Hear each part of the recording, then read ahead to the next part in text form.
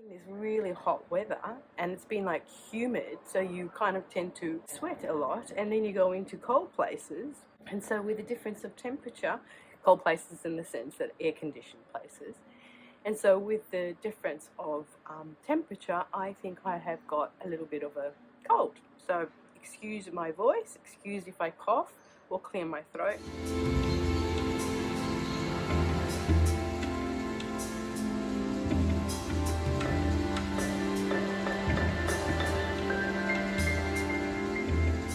Well, hello everyone.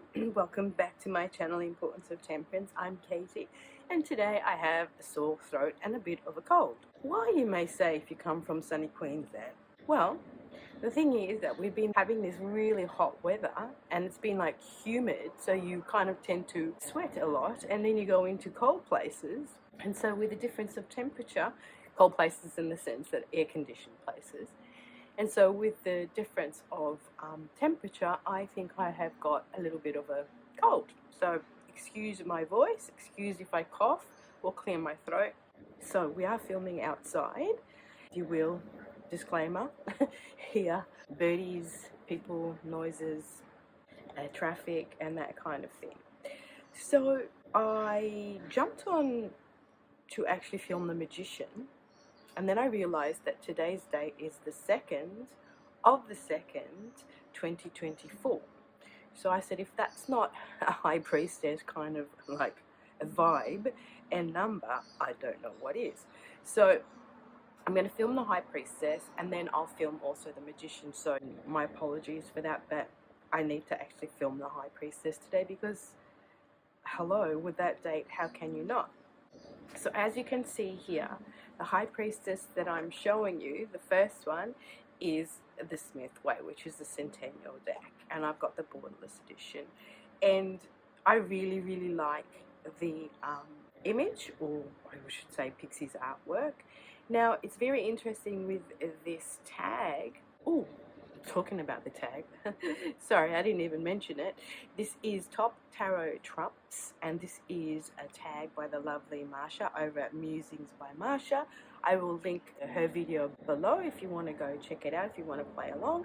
And this is an ongoing tag throughout the year. We're going to be visiting all 22 trumps, or 21 plus full, and one by one we are going to be selecting our top 5 favorite, or the ones you absolutely love, the ones you absolutely don't love, or you can make it your own. And Mascha said, you know, maybe faves is a good one, but one can be improvising when one wants, and also it doesn't really necessarily have to be 5. You can do less, you can do more, it's really up to you. Alright, so having said that, going back to Pixie's artwork, now it's made me kind of like go back and look at my Rider-Waite Smith decks and try to bond with them, because I haven't actually really bonded with my deck. It was the first deck I bought, you know, the US Games one with the tartan backs, just because the images were familiar to me. But I never went through the process of, as I have discovered later on in my tarot journey, that you actually do have to bond in the sense that you do the deck interviews, you select your favorite card, your less favorite card, what your significator is, and all this stuff that I didn't even like consider when I first started on my tarot journey, and when I started to buy decks because I wanted to collect tarot decks, and I just went by instinct and what I liked. So all this to say that I haven't really gone through my RWS and bonded with it in the sense of having a deck interview with it, picking out my favorite cards, my less favorite cards, and also the artwork is not kind of like, I mean, I like it, but I've never actually thought of it in terms of, do I really love this artwork? Do I really identify with it? So I think these images are so ingrained in one's own psyche. I haven't even thought of them as artwork. It's just really strange. So I'm grateful for this tag, because this tag has now brought to my attention a way of looking at my decks and really kind of go deep with them. And I've been starting to do my deck interviews with my oldest decks that I have, and also just play around with my decks and just go through them and find out what my favorites are and what my less favorites are, and considering, oh my goodness me, you know, which are my favorite trumps. And what I also discovered is that I've got a thing for the Eight of Cups. For some reason, like when I look at a deck, I love to look at the Eight of Cups. And I hadn't even focused on this thing, but I kind of tend to gravitate to the Eight of Cups. And in most decks, that's my favorite card. Also the Six of Cups. And also because I'm a hermit, in the sense that I'm a Virgo, hermit is really important to me. So I look at the Hermit card, and also I like a strong Empress. So I'm rambling. Bring it back, Kate, bring it back. So anyway, here we have the High Priestess. And I really do love this image because she's a bit enigmatic, and I love the pomegranate veil that has behind her. And for someone like me who hasn't really looked deeply into this card, you know, realizing that there's all this water behind her. So the veil isn't impenetrable. The veil is there for you to push through. But before you go behind the veil, the High Priestess asks you, well, are you actually ready to get to know yourself, to embody sacred knowledge, to go into yourself, to get in touch with your higher self? Are you ready for that? And if you are, you're welcome to come in. But if you're not, well, then maybe you'll still need to learn some more things about yourself before you come through this threshold. So, you know, that kind of image I love, and also the fact of this kind of like dress that looks like water, and that the water kind of streams through, and if we all notice that kind of water theme, that stream does continue through the rest of the trumps, which kind of ties them all in to the High Priestess, who is in actual fact the divine feminine, so the feminine on a higher kind of level. And that's why she seems so cool and withdrawn, I guess, and a bit stern as well, because she's not embodied emotionality, she's just embodying the divine feminine in the spiritual realms, or the higher realms, so to speak. So all of that to say, hello, I'm going to start with the High Priestess, and that was a long intro. So that is the Centennial Edition. Now, the next High Priestess that I have, and you will see this deck a lot because I really, really love the images of this. This is the Yasin Guzlev Tarot, and these are the majors only. This first came out as Tarot of the Third Millennium, and I nearly bought it yesterday. I went looking on eBay and I found it, but it was like way too much. I mean, the cost of the deck, I get it. Like, it was like 55, 60 pounds UK, which is like translated to about $106, $116, and I'm happy to pay that for a deck that's out of print and a bit rare. But honestly, that deck cost like £11 because I saw one that had the price on it, and €14 back in the day. And to be paying $160, $200, $250 for it, and most of it's on shipping, nah. So anyway, I said to the bloke, is there any way that you can send it me via, you know, snail mail, instead of paying prices through eBay, which is express shipping? And so he came back to me and he said, yeah, look, through Royal Mail, you know, which is the UK mail. He said it was like £17.90, and then he relisted it but put the price of the deck up. So that then translated for me, because you've got to also put the currency exchange, you know, of the day, to 160 Australian dollars. Again, most of that, you know, was shipping. So I thought, nah. And I've also got a bid on another tarot deck. But anyway, again, I digress. Now, how beautiful is she? I love her. Like, this is the Papesse, and it's based on the Marseille trumps. But I just think she is gorgeous. I love the key in her hand, which then links us to the Hierophants. I love the fact that she's got the moon on her tiara. She's got the veil here. She's beautifully drawn. She's got the book, she's got the veil, like in the sense of she's got a veil here over her eyes, but she's also got the veil behind her. I don't see any pomegranates anywhere, but they could be like in the design of her beautiful cloak. She's got the sun here. Yeah, I just think she's absolutely beautiful. So that is my Ian Guzlev Tarot, trumps only, from the Tarot of the Third Millennium. And guys, if you know anybody who has the Tarot of the Third Millennium and doesn't love it and wants to sell it, let me know, because I'm really interested in getting that deck. The next High Priestess is from the Ferenc Pinter deck, and I absolutely love her. She is my favorite High Priestess. She's very ethereal, very like a bit colourful at the same time, and she's sitting on a throne of books. She has a book in her hand here, and then a little bloke coming out of the book naked looking at her, and she's totally ignoring him. Like, she just could not give a rat's ass. And she's kind of like, I don't know, it kind of looks like smoke, really, doesn't it? And the background, there's no veil or anything. Like, the background is open to interpretation, I guess. It's fathomless. But yeah, I love this High Priestess. She is my favourite High Priestess of my tarot world so far that I've come across. I love it. You will see more of this deck as well, because there's some of my most favourite trumps in this deck, just because he was commissioned to draw himself the majors. However, the minors in this deck just come from his body of work. This deck is just so underrated. The artwork is fantastic. The trumps are incredible. There's a lot of tongue-in-cheek.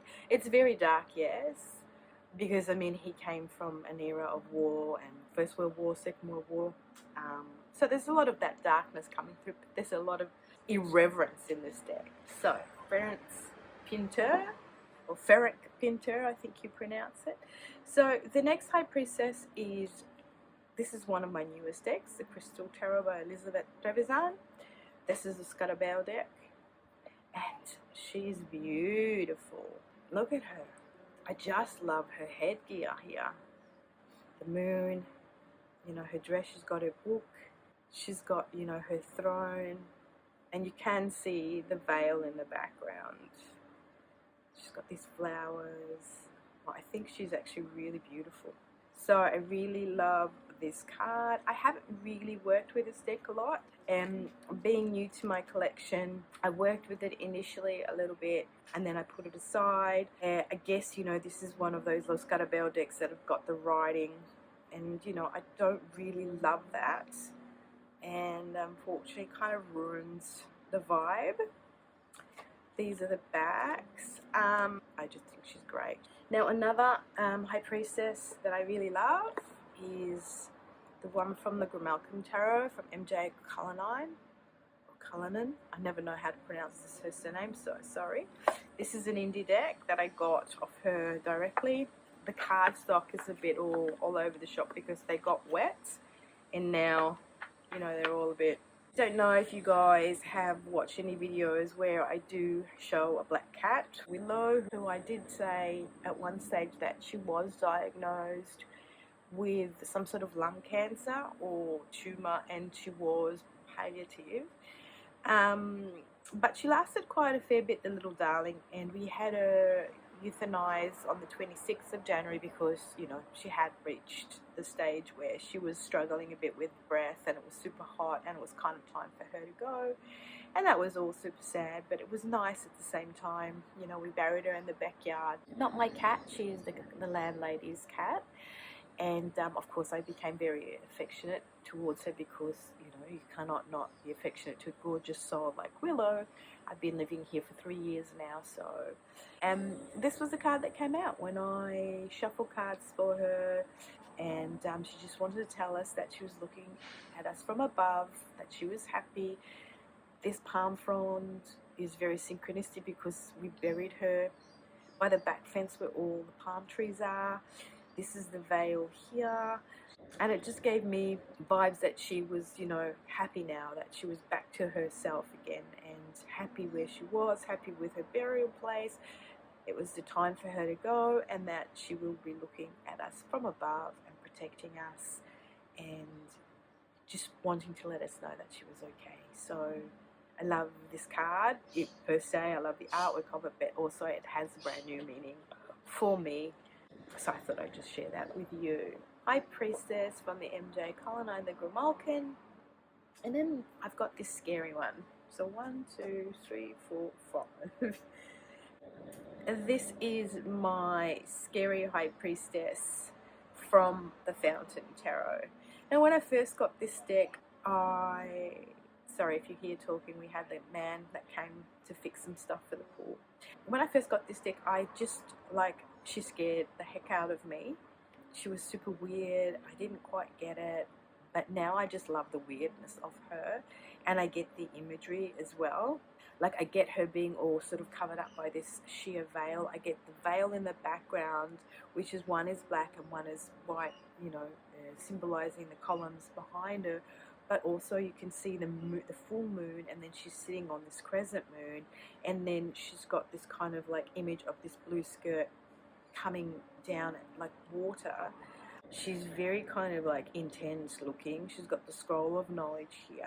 She's kind of scary, but at the same time I'm fascinated, because also when things scare us, you know, or we find them a bit macabre, or there's something about it that triggers something in us, there must be a reason. And so I take that occasion to kind of try and dig deeper into the reason why this card is triggering these sensations in me.